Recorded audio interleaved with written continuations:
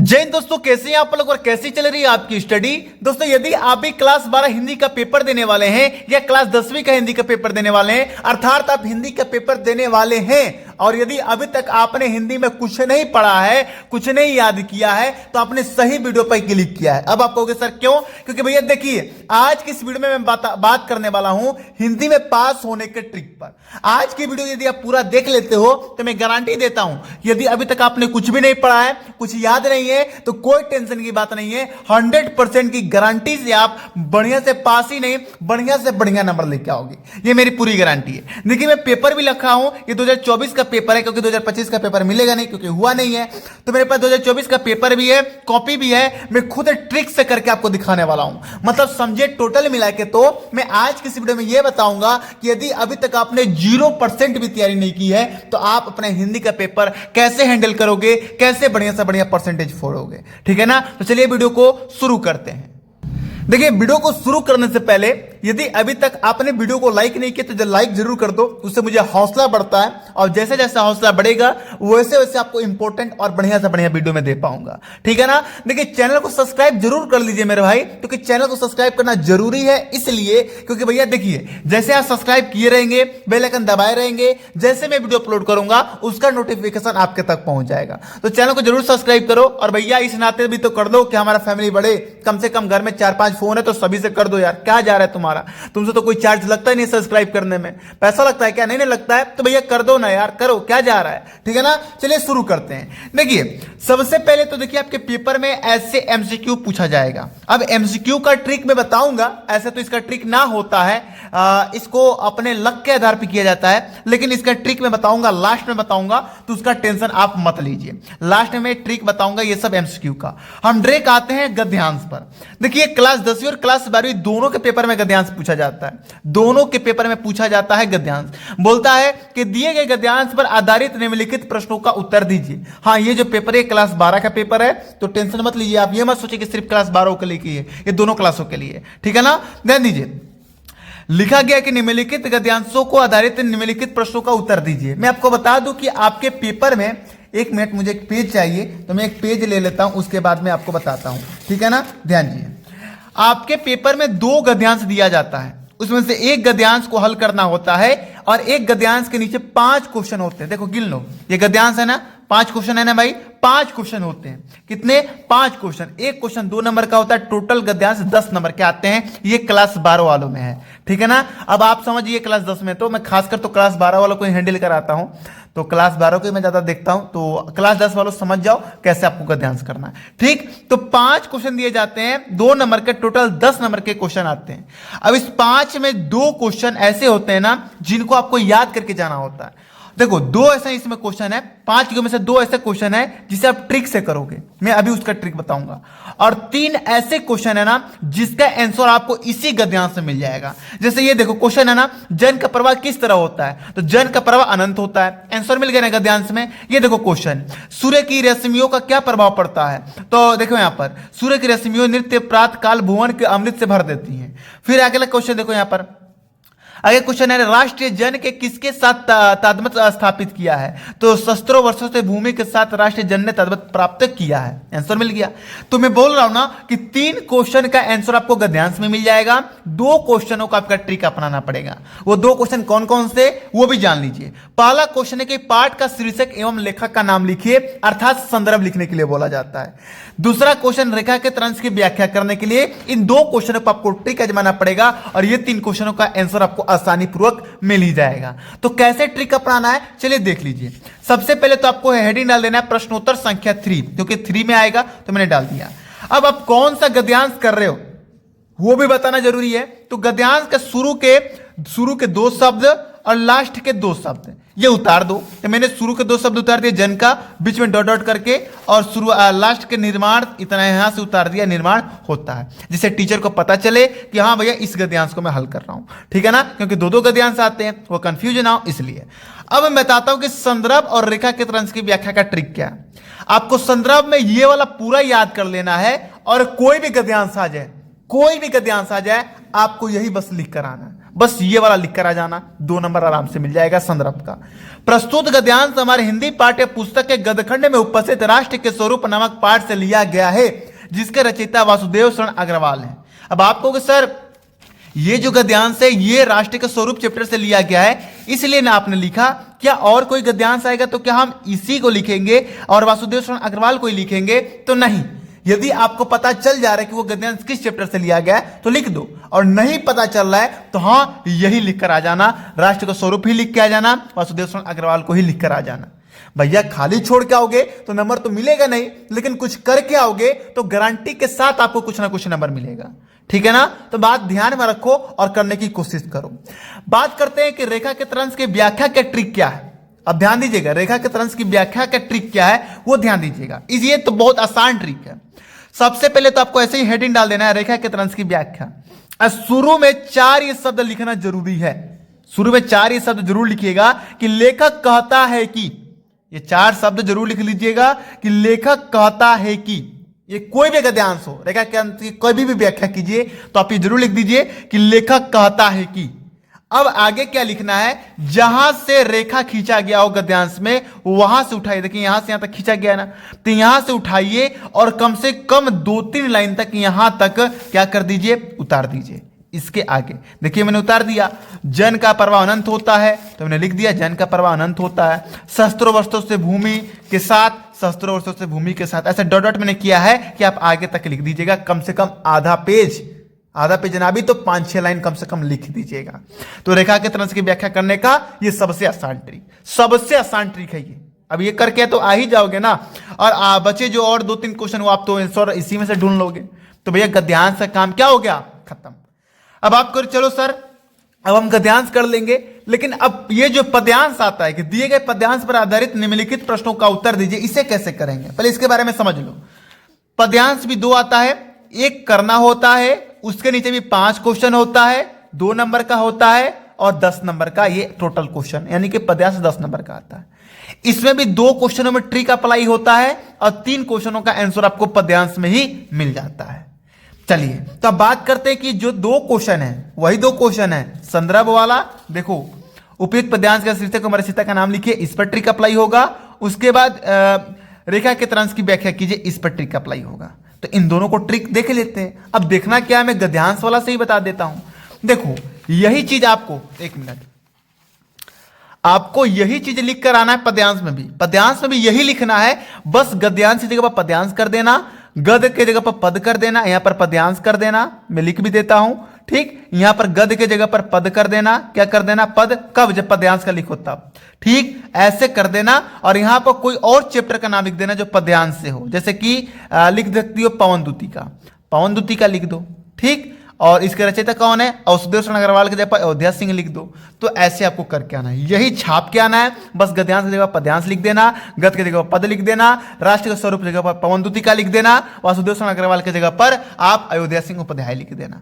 इतना लिख दोगी तो पद्यांश का भी आपका क्या हो जाएगा, 2 नंबर क्लियर हो जाएगा। ठीक है ना? चलिए अब आगे बात करते हैं रेखा के तरंश की व्याख्या पर ट्रिक क्या होने वाला है। तो ट्रिक तो यही होगा, बस लेखक के जगह पर आपको कवि लिखना है कि कवि कहता है कि, यहां तक जरूर लिख दीजिएगा, कवि कहता है कि। और पद्यांश में जहां से लेके अंडरलाइन होगा, यहां से अंडरलाइन है तो यहां से उठा के कम से कम यहां तक जहां तक आपका मन करे वहां तक उठा के 4-5 लाइन लिख दीजिएगा।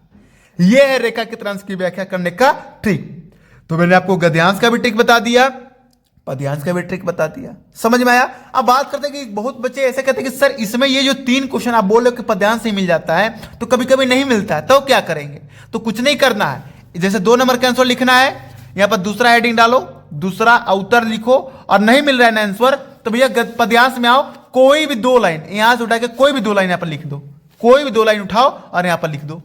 अभी से कहोगे सर ये गलत नहीं होगा, गलत तो होगा लेकिन नंबर नहीं कटेगा, नंबर मिलेगा। गद्यांश पद्यांश में नंबर कब कटता है, जब आप खाली पेज छोड़ के आते हो तब कटता है, ये जब क्वेश्चन आप छोड़ के आते हो तब कटता है।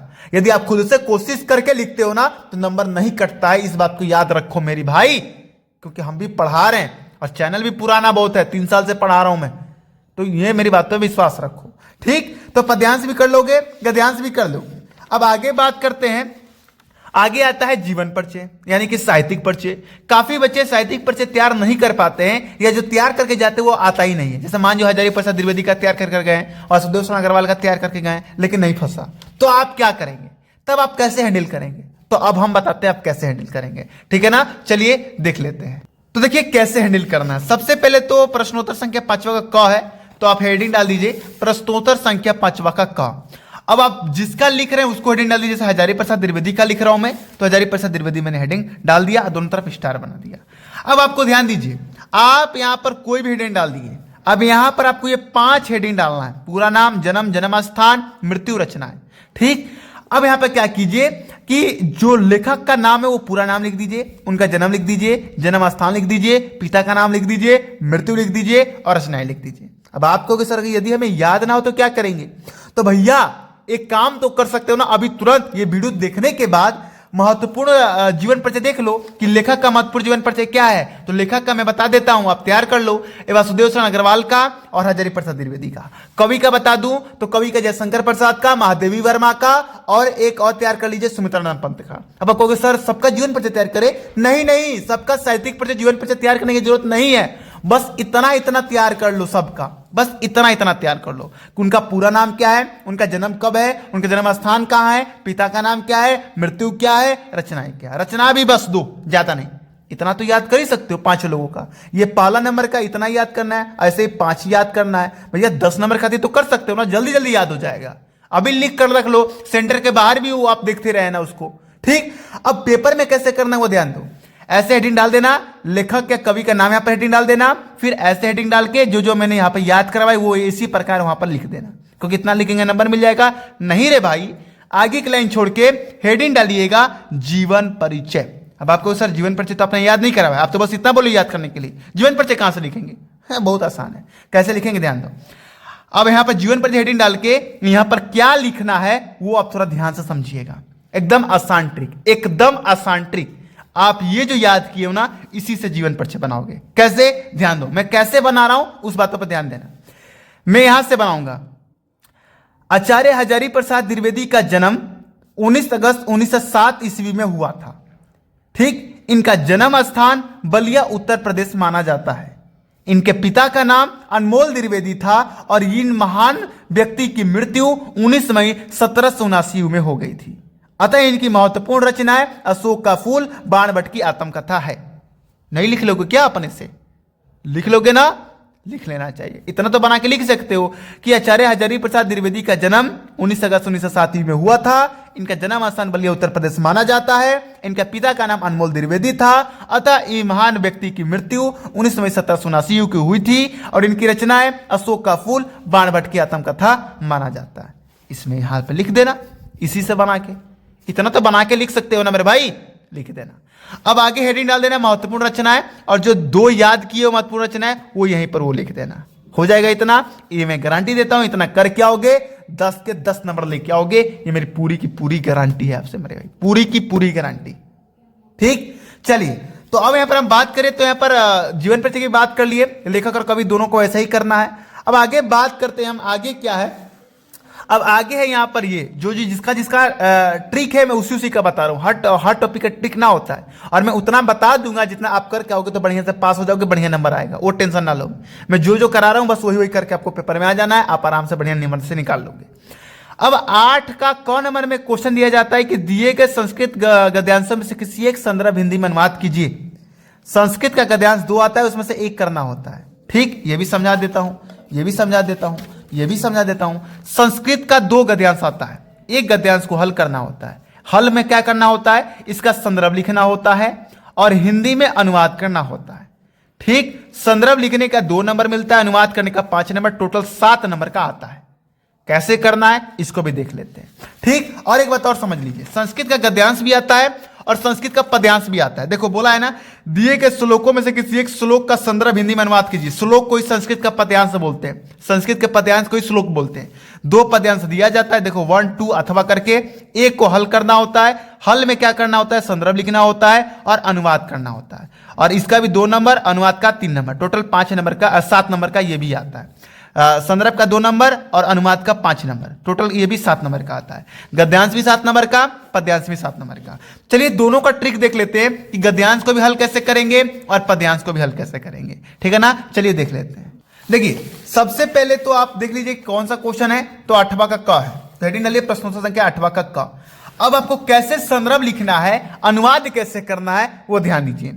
ये वाला संदर्भ याद कर लीजिए, यही आपको कोई भी पद्यांश आ जाए, कोई भी संस्कृत का गद्यांश आ जाए, सॉरी अभी गद्यांश करा रहा हूं, इसके बाद संस्कृत का पद्यांश कराऊंगा, तो कोई भी गद्यांश आ जाए आपको यही लिखना है कि प्रस्तुत संस्कृत गद्यांश हमारे हिंदी पाठ्य पुस्तक के संस्कृत खंड में उपस्थित संस्कृत भाषा महत्तम से लिया गया है। आप यही याद कर लो और यही लिख देना, 2 नंबर गारंटी के साथ मिल जाएगा। इतना कर सकते हो, इतना याद हो सकता है ना, ये लिख देना। बात करते हैं अनुवाद में। सर ठीक है हम संदर्भ लिख देंगे, लेकिन अनुवाद में क्या करेंगे सर, अनुवाद कैसे करेंगे, तो वो भी देख लो कैसे करेंगे। अगर आप यहां पर पढ़ो, जो जिसका आप जैसे मान लीजिए इसका अनुवाद कर रहे हैं, इसको पढ़ो। संस्कृत साहित्य आदि कवि वाल्मीकि महर्षि व्यास कवि कुलगुरु कालिदास अन्य भास भारवी भूत्यादो महाकाव्य इसकी, इतना पढ़ो। और पढ़ने के बाद अंदर इस शब्द के प्रति जो भी भावना उत्पन्न हो रही है ना, वो अनुवाद में लिख दो। जैसे एक लाइन ये शब्द में पढ़ रहा हूं, संस्कृत साहित्य, इससे मेरे मन में उत्पन्न हुआ कहीं ये संस्कृत साहित्य लिखा है। आदि कवि तो आदि कवि होता है, वाल्मीकि महर्षि व्यास तो सब नाम है। अन्य लिखा, अन्य पढ़ा तो ये हमें पता चला अन्य बोल रहा है, ये अन्य, अन्य मतलब दूसरा कोई। तो ऐसे अगर करो, ऐसे अगर आ रहा है तो कर दो, और नहीं आ रहा तो काम करो, एक भैया यहां से उठाओ और कहीं तक यहां तक भी उठाकर यहां पे क्या कर दो, छाप दो। कर क्या सकते हो, यहां से 2-3 लाइन उठाओ इसमें से और यहां पर छाप दो। 5 नंबर का है तो नंबर कटेगा, लेकिन 3 नंबर 4 नंबर आराम से मिल जाएगा। खूब से खूब काटेगा तो 2 नंबर तो दे ही देगा, 2 नंबर से कम नहीं मिलेगा, ये मेरी पूरी गारंटी है। 2 से कम नंबर मिल ही नहीं सकता है अगर ऐसे आप करके भी आते हैं तो।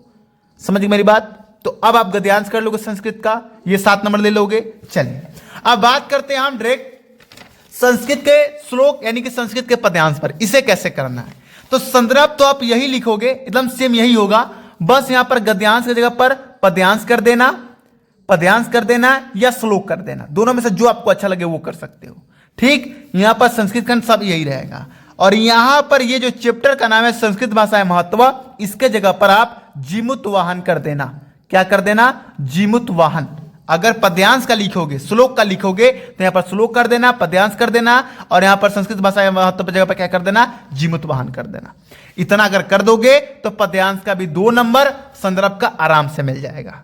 आराम से एकदम बढ़िया से तुम लेके आओगे मेरे भाई, इसमें कोई दिक्कत कोई झंझट नहीं होगी, ये मेरी पूरी गारंटी है। कोई दिक्कत और कोई भी झंझट देखने के लिए नहीं मिलेगा आपको। हाँ, अब बात करते हैं कि सर अनुवाद इसका कैसे करेंगे। तो जैसे मैंने गद्यांश का बताया वैसे ही आपको अनुवाद करना है। आप इसको पढ़ो और पढ़ने के बाद जो अंदर मन में भावना उत्पन्न हो रही है वही लिख डालो। इस शब्द से जो भी लग रहा है कि हाँ ये शब्द ऐसा हो सकता है, इसका अर्थ ये हो सकता है, जो भी हो सकता है वो लिख डालो। अगर नहीं मन में भावना उत्पन्न हो रही है, नहीं कुछ करने आ रहा है, तो पूरा का पूरा श्लोक ही उतार दो। पूरा का पूरा क्या करो, श्लोक ही उतार दो। खाली छोड़ने से बेहतर है ना भैया। अब मैं बता दूं कि अगर श्लोक भी उतारोगे तो 2 नंबर, कम से कम 2 नंबर मिलेगा, 2 से कम नंबर नहीं मिलेगा, याद रखना इस बात को। तो इतना करोगे तो पद्यांश का भी आपका 7 नंबर क्या हो सकता है, आसानी पूर्वक आपके हाथ में आ सकता है, आसानी पूर्वक आपको मिल सकता है। ठीक है ना। चलिए अब आगे हम बात करते हैं यहां पर प्रश्नोत्तर संख्या 13। प्रश्नोत्तर संख्या 13 का एक ट्रिक है और निबंध का भी है, वो भी मैं बताऊंगा, टेंशन आपको नहीं लेना है। प्रश्नोत्तर संख्या 13 में बोलता है पत्र लिखने के लिए, आवेदन पत्र आता है लिखने के लिए, कैसे करना है वो ध्यान दीजिए। हम तो पढ़े लिखे हैं नहीं, मतलब एक तरफ से ट्रिक में बता रहा हूं। अगर हम तो याद किए नहीं है कि हम इसमें से पढ़ें कि क्या करना है क्या नहीं। डायरेक्ट आपको हेडिंग डालना है प्रश्नोत्तर संख्या 13। और आज मैं जो बता रहा हूं ये तरीका जान लो, ये कोई भी आवेदन पत्र आप इससे लिख सकते हो। सबसे पहले हेडिंग ब्लैक पेन से डालना, अब उसके बाद पत्र लिखने में ब्लैक पेन का यूज मत करना। सेवा में ब्लू पेन से लिखकर यहां पे एक का कामा दे देना। उसके बाद वो लाइन छोड़ के जिसको आप पत्र लिख रहे हो वो यहां पर लिखना। अगर आप प्रधानाचार्य को लिख रहे हो तो यहां पर प्रधानाचार्य लिख देना। नगर पालिका का लिख रहे हो तो यहां पर नगर पालिका लिख देना। बैंक प्रबंधक को लिख रहे हो तो यहां पर बैंक प्रबंधक लिख देना, ऐसे। उसके बाद वो लिखने के बाद अपना पता लिखना है, जहां से आप भेजना चाह रहे हो पत्र वो लिखना है। जैसे मेरा नाम क्या है, जैसे मेरा पता क्या है, सातवार बलिया, तो मैं सातवार बलिया लिख दूंगा। आपका जो पता होगा वहां पे यहाँ पर लिख दीजिएगा। फिर विषय हेडिंग डालिएगा और विषय में जो आपसे पूछा जाएगा, पत्र में जो चीज पर दिया जाएगा टॉपिक, वो जैसे कि यहां पर शहर में सफाई हेतु ना, तो आप यहां पर हेडिंग डाल दीजिएगा कि शहर में सफाई हेतु, शहर में सफाई हेतु आवेदन पत्र लिखने के लिए बोला जा रहा है। ऐसे करना है, ठीक। अब आगे ये एक लाइन छोड़ के अब हेडिंग डालिएगा महोदय, कामा डाल दीजिएगा, नीचे लिख दीजिएगा निवेदन है कि। अब यहाँ पर डॉट डॉट इसके बीच आपको अपने से लिखना है। यहाँ पर मान जो खत्म हो जा रहा है तो यहाँ से लिख दीजिएगा, अतः महोदय जी आपसे निवेदन है कि जल्द से जल्द इस पर कार्य किया जाए। फिर ये खत्म होने के बाद दिनांक लिख देना, नाम लिख देना, नाम में क ख ग लिख देना और दिनांक में जिस तारीख को पेपर होगा 24/2/2025 जिस तारीख को पेपर होगा यहाँ पर लिख देना। अब बात करते हैं सर इस डॉट डॉट में क्या लिखेंगे, तो जो आपकी समस्या है वो लिखिए। अब साफ सफाई हेतु पत्र लिखने के लिए बोला गया है, तो साफ सफाई से रिलेटेड क्या प्रॉब्लम हो सकते हैं। हाँ भाई, साफ सफाई नहीं हो रही है, इसलिए गंदगी माहौल शहर में बहुत ज्यादा हो गया है, जिससे बीमारी फैल रही है, इससे बच्चों को बहुत दिक्कत हो रहा है, वो सब यहाँ पर बीच में लिख डालो, हो जाएगा ना, हो जाएगा ना मेरे भाई, हो जाना चाहिए।